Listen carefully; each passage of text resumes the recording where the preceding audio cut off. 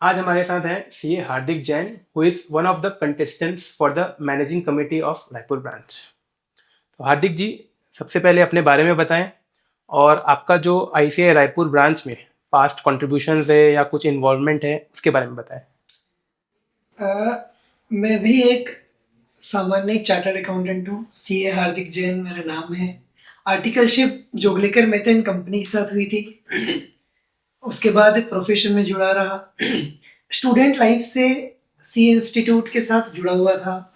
जब क्लासेस में भी होते थे, कोई तकलीफ किसी को आती थी तो कोशिश ये रहती थी कि कभी कोई परेशान ना हो, या अगर किसी को कुछ क्वेश्चन समझ में नहीं आ रहा है तो 15 मिनट पहले अगर क्लास में जल्दी जाना है कि हाँ फ्रेंड्स लोग के साथ बैठना है, टाइम बिताना है। तो एक कनेक्टिविटी की आदत शुरुआत से थी। और जब स्टूडेंट एसोसिएशन होता है सी स्टूडेंट्स का, तो उसमें जुड़ा हुआ था। उसमें ट्रेजरर की पोस्ट पे था। कोशिश थी कि मिलकर स्टूडेंट्स के लिए अच्छे प्रोग्राम्स करें, अच्छे सेशंस करें, हम लोग अच्छे स्पीकर्स को लेकर आए ताकि एक नॉलेज शेयरिंग हो, सब लोगों की बॉन्डिंग बने। क्योंकि हमारी लाइफ स्टाइल ऐसी हो गई है कि सबको समय नहीं है। हम केवल पढ़ते जा रहे हैं, हम लोग भूल चुके कि हम क्यों पढ़ रहे हैं और आगे करना क्या है। तो और सीए बनने के बाद कंटिन्यूअसली ब्रांच की कुछ कुछ एक्टिविटीज़ में, सब कमिटीज़ में इन्वॉल्व रहा। अब जब ये ओपन प्लेटफॉर्म है एक, तो सबको एक अपॉर्चुनिटी मिलनी चाहिए। तो हाँ, ऐसा लगता है कि शायद अगर हमको भी कोई अपॉर्चुनिटी मिलती है तो बिल्कुल शायद हम भी कुछ अपने मेंबर्स के लिए, प्रोफेशनल्स के लिए, स्टूडेंट्स के लिए कुछ अच्छा करेंगे। तो यही एक सोच है। आपका एक मेन कोई मोटिवेशन कमिटी में आने का, मैनेजिंग कमिटी एक अलग ही रोल है, तो इस कमिटी में आने का क्या आपको कोई एम या मोटिवेशन है? काम हर कोई करना चाहता है। कुछ लोग बैक द डोर काम करना चाहते हैं, कुछ लोग सामने आके काम करना चाहते हैं। इंटेंशन सबके अच्छे होते हैं। मैं उनमें से हूँ कि मैं सामने आकर काम करना चाहता हूँ, क्योंकि मैंने अंदर से काम करते हुए दिखा है। और जाहिर सी बात है कि अब नई जब कमिटी आने वाली है और एक अपॉर्चुनिटी सबके लिए है, तो हाँ, एक कोशिश है कि हम भी आए, सामने आकर काम करें और जो जितने भी लोग जो अनकनेक्टेड है उनको भी कनेक्ट करें। ओके। आपके हिसाब से Raipur branch as a branch का क्या रोल है?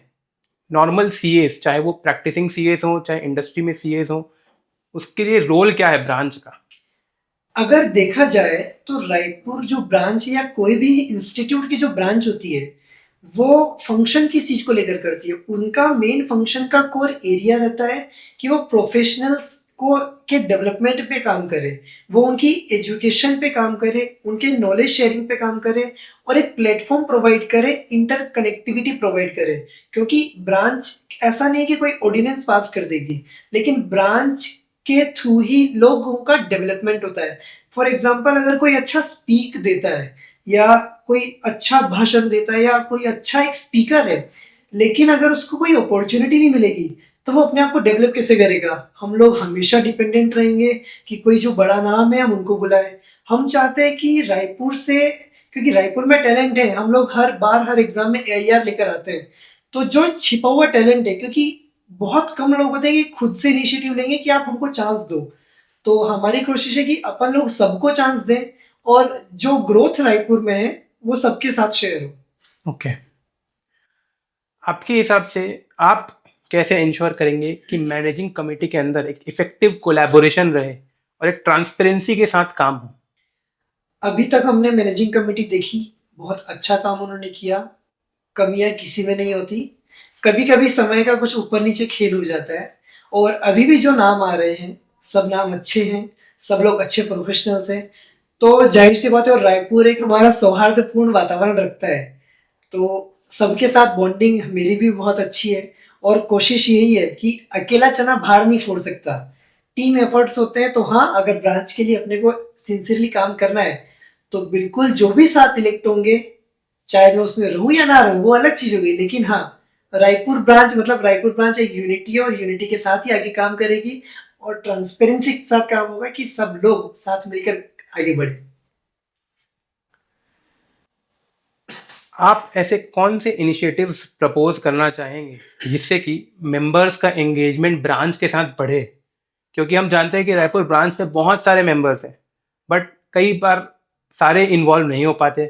किसी को इंटरेस्ट नहीं है, किसी को टाइम नहीं है, या किसी को पता ही नहीं है कि क्या हो रहा है क्या नहीं। सो आपके पास क्या कोई एक प्लान है जिसके थ्रू आप मेंबर्स की इन्वॉल्वमेंट ब्रांच में बढ़ा सकें? प्लान्स तो काफी सारे हैं, एक आध आपके साथ शेयर करता हूँ। हमको पता है या हम ये जानते हैं कि कौन किस फील्ड में एक्सपर्टिज्म रखता है। अब बात आती है अपॉर्चुनिटी देने की। तो हाँ, मेरी कोशिश तो ये है कि मैं पर्सनली कांटेक्ट करूँगा कि आप आए, हम लोग स्टडी सर्कल एक अरेंज करें कि हर 7 दिन में या 15 दिन में एक स्टडी सर्कल मीट होना चाहिए, चाहे उसमें 50 लोग आए, लेकिन हम अलग अलग स्पीकर्स को मौका देंगे, वो उनकी पर्सनैलिटी भी डेवलप होगी और उनको एक्सपीरियंस भी आएगा। और जब तक एक शुरुआत नहीं होगी तो आदमी आगे कैसे जाएगा। जैसे ब्रांच के प्रोग्राम्स में जनरली अपन देखेंगे अटेंडेंस कई बार बड़े प्रोग्राम्स को छोड़ के थोड़ी कम रहती है, तो क्या इसके लिए आपके दिमाग में कोई आइडिया या कोई एजेंडा हमारा है? हमारा फोकस एक ये होना चाहिए कि हम वर्किंग डे में कोई प्रोग्राम इस तरह का ना करें, कोई ड्यू डेट आ रही है तो उसके बीच में ऐसा कोई प्रोग्राम ना करें कि जो आना चाहता है लेकिन अपने कमिटमेंट्स की वजह से आ नहीं पा रहे, क्योंकि जाहिर सी बात है, हम चार्टर्ड अकाउंटेंट्स कमिटमेंट्स के पक्के होते हैं, हमको ड्यू डेट्स पर कंप्लाइंसेस करने हैं। पार्टी भले रात भर घूमेगी लेकिन हमको तो ड्यू डेट के पहले ही अपने सारे रिटर्न्स और ऑडिट रिपोर्ट फाइल करने हैं। तो कोशिश ये रहेगी कि हम टाइम वैसा मैनेज करें, हम टॉपिक्स वैसे मैनेज करें कि सबको ऑटोमेटिकली इंटरेस्ट आए, और हाँ, सबको साथ लेके चलना है। ओके।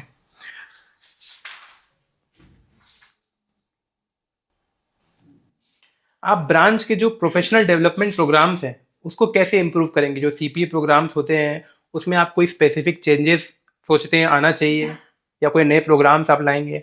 सीपी प्रोग्राम्स एक नेसेसिटी है, या हम बोले कि कई बार एक फोकस में आ जाता है कि हमको सीपीआरस कंप्लीट करने हैं। जब ब्रांच का माहौल अगर इस तरह का हो जाएगा कि हाँ, हर किसी को आना है, क्योंकि अगर हर ऑफिस से या हर इंडस्ट्री से या हर एक ग्रुप ऑफ पीपल से अगर एक एक बंदा आकर जब वहां पे स्पीच देने लगेगा, वो अपना सेशंस लेने लगेगा, तो ऑटोमेटिकली जो लोग सोचते थे कि केवल हमारे को सीपीआर मिल जानी चाहिए, वो मेंटेलिटी चेंज होगी। लोग इन्वॉल्व होंगे कि हमको चलना है। क्यों? क्योंकि जब आप ही के बच्चे, आप ही के आर्टिकल्स, आप ही के स्टूडेंट्स अगर वहां पे जाकर अपने आप को ग्रो होते हुए देखना चाहते हैं, तो हाँ, एज ए सीनियर पर्सन आप बिल्कुल ज्वाइन करेंगे। और ब्रांच के डेवलपमेंट के लिए सबका साथ होना जरूरी, तभी सबका विकास हो पाएगा। जैसा कि आप जानते हैं अकाउंटिंग और ऑडिटिंग की जो हमारी सीए की कोर फील्ड है वो काफ़ी रैपिडली चेंज हो रही है।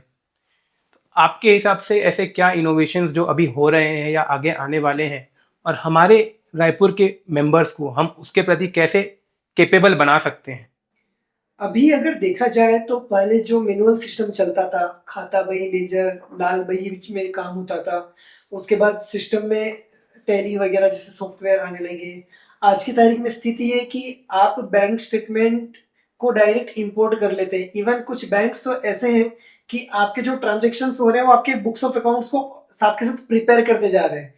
तो ऑडिट ट्रेल का जो फीचर कंपनीज एक्ट ने जैसे लेकर आया, तो जो फीचर्स ऑटोमेटिकली हो रहे हैं, और जाहिर सी बात है, एक चीज सबको पता है कि सीए अकाउंटिंग तो नहीं करता है, तो जिस तरह से अकाउंटिंग हो रही है तो उसकी नॉलेज शेयर करना जरूरी कि अब आपको चेक कैसे करना है। अभी रिसेंटली लास्ट फाइनेंशियल ईयर में मिनिस्ट्रीज ऑफ कॉर्पोरेट अफेयर्स ने ऑडिट ट्रेल को एनेबल कर दिया था। मैक्सिमम हमारे भी कई परिचित लोग थे, बात होती थी, सब लोग तकलीफ में थे कि ये जो ऑडिट ट्रेल एनेबल हुआ है, इसको हम इम्प्लीमेंट करें और रिपोर्ट कैसे करें। क्योंकि अगर कोई रिपोर्ट कर रहा है तो पार्टी नाराज हो जाती है, क्योंकि ब्रेड एंड बटर को कौन छोड़ पाएगा। साथ में अगर रिपोर्ट नहीं कर रहा है तो ये तो गिल्टी ऑफ प्रोफेशनल मिसकंडक्ट हो गए। तो यहाँ पर एक बहुत जरूरी हो जाती है, इवन जो काउंसिल्स में बैठे हैं, जो हमारी कमेटी में अपर लेवल पे बैठे हैं, हमारी उनके साथ एक रिक्वेस्ट है, एक ब्रांच से हम लोग कोशिश करेंगे कि रिप्रेजेंटेशन भी जाए कि जो इस एआई फील्ड के अंदर, जो जैसे एक डीसा का एक कोर्स होता है, जो उस कोर्स को किए हुए, क्योंकि उनको स्पेसिफिक नॉलेज है कि सिस्टम ऑडिट कैसे किया जाए, तो सिस्टम ऑडिट एक अलग सर्टिफिकेशन लिया जाए जो हमारे चार्टर्ड, जो एक्सक्लूसिव प्रोफेशनल सेगमेंट के अंदर, ताकि जो नॉर्मल ट्रेडिशनल प्रैक्टिशनर है, एक उनको भी एक सेकंड ओपिनियन मिलेगा और वो अपना जो मेन काम करना है वो अच्छे से आगे कर पाएंगे। रायपुर ब्रांच का जो एक सबसे बड़ा प्रोजेक्ट अभी है नई ब्रांच बिल्डिंग बनाना, तो ये एक बहुत बड़ा चैलेंज भी है, अपॉर्चुनिटी भी है, और लोगों की आशाएं इससे जुड़ी हुई हैं। आप इसमें क्या रोल प्ले करना चाहेंगे या आप कुछ इसमें क्या सजेशन अपने देना चाहेंगे? आपने बोला रायपुर ब्रांच का एक बड़ा प्रोजेक्ट है। पर्सनली अगर मैं बोलूँ ये कोई प्रोजेक्ट नहीं है। जैसे हर किसी का एक सपना होता है ना, एक अपना घर हो, तो वो सपना मेरा भी है जब से मैं अपनी स्टूडेंट लाइफ देख रहा हूँ। क्योंकि हम खुद चाहते हैं कि दूसरी जगह जिस तरह की ब्रांचेस प्रीमाइसेस होती है, क्योंकि क्या होता है कि जब एक स्टूडेंट ब्रांच में जा रहा है 12th के बाद कि मुझे भी सीए करना है, वो सुनता है कि सीए करना है, लेकिन अगर वो ब्रांच प्रीमाइसेस देख रहा है कि बहुत ज़्यादा अट्रैक्टिव नहीं है, तो उसको लगता है कि ये हमारी ब्रांच में ऐसा है कि जो प्राइवेट कॉलेजेस है हमको उस तरफ मूव ऑन करना चाहिए। और जिस तरह से हम लोग बिना ऑफिस के काम नहीं कर सकते, बिना ब्रांच के प्रोफेशनल कम्युनिटी डेवलप कैसे करेगी, वो ग्रोथ कैसे करेगी।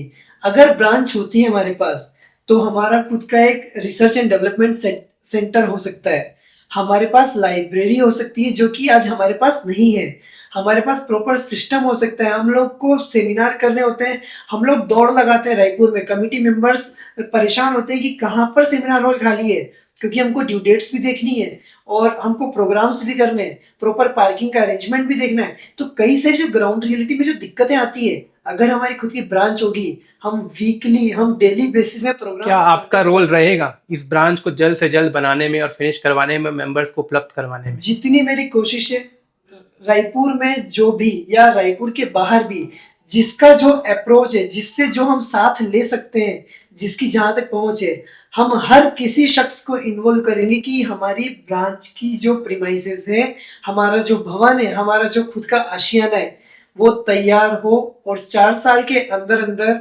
हमारे सब स्टूडेंट्स और मेंबर्स को एक अपना खुद का घर मिले। अगर आप इलेक्शन नहीं जीतते हैं तो भी क्या आपका इस प्रोफेशनल कम्युनिटी में इन्वॉल्वमेंट रहेगा? इलेक्शंस में आना तो ये पहली बार एक निर्णय लिया, इसके पहले भी पिछले 2013 से हम लोग ब्रांच के अंदर इन्वॉल्व हैं। कभी कुछ टाइम के लिए नहीं आते हैं, कभी आ पाते हैं, क्योंकि प्रोफेशनल कमिटमेंट्स भी होते हैं। इलेक्शंस जीतना हारना तो अलग चीज हो गई। और हाँ, मुझे लगता है कि शायद एक यंग एज और यंग सोच को, जो सबको साथ लेकर चलने की एक सोच रखता है, उसको समर्थन जरूर मिलेगा। और नहीं भी अगर आते हैं इन केस, क्योंकि चुनाव चुनाव होता है, ब्रांच में इन्वॉल्व था और आगे भी हमेशा रहूंगा, एकदम रहूंगा। क्या आप रायपुर के मेंबर्स, सीए मेंबर्स को कोई एक प्रॉमिस या कमिटमेंट करना चाहेंगे? एक प्रॉमिस और कमिटमेंट ये बोल सकता हूँ कि हाँ, ट्रांसपेरेंसी पसंद है, ट्रांसपेरेंसी रहेगी। इन्वॉल्वमेंट सबका चाहते हैं तो हाँ, कोशिश रहेगी कि सब लोग इन्वॉल्व हैं। ये कोई पॉलिटिकल प्लेटफॉर्म नहीं है, ये हमारे ही लोगों के बीच में एक टीम गठित हो रही है जो आगे आकर काम करे जिम्मेदारी के साथ।